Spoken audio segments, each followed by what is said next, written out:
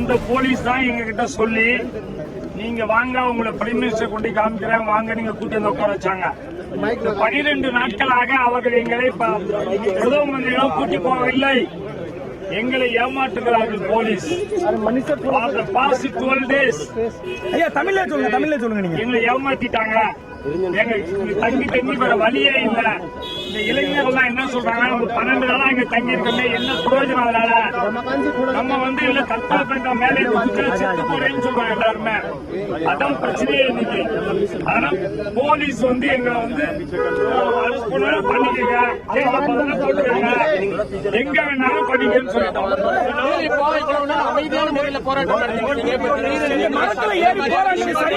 இல்ல நான் எங்களுக்கு வாழ்க்கையை வெறுத்து விட்டது.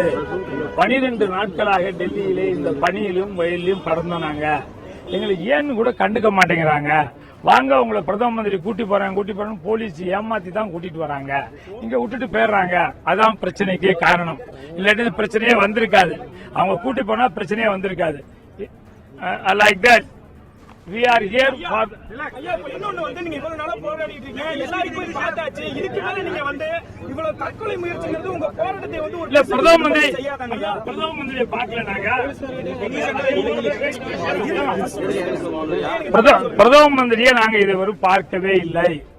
இந்த நாட்டுடைய பிரதம மந்திரி, விவசாயியுடைய பிரதம மந்திரி, விவசாயி கோரிக்கையை கேட்க வேண்டிய பிரதம மந்திரி, விவசாயியை பார்க்க வேண்டிய பிரதம மந்திரி விவசாயிகளை பார்க்க மறுப்பதனாலதான் இவ்வளவு பிரச்சனையுமே. 12 நாளா டெல்லியில 3000 கிலோமீட்டர் டிராவல் பண்ணி உட்கார்ந்துருக்கோம். பார்க்கவே மறுக்கிறாங்க. அதனாலதான் இந்த பிரச்சனை எல்லாம் வருது. விவசாயியை பார்த்துட்டா அந்த பிரச்சனையே வராது. அதனாலதான் அந்த பிரச்சனை வருது. அதனால இப்ப நாங்க போய் இந்த போலீஸ பார்க்க போறோம், பேசுறோம். Sir, we are here for the past 12 days. For the past 12 days, all the police officers came here and they have promised we will take you to the Prime Minister's house and we will ask the Prime Minister to meet you.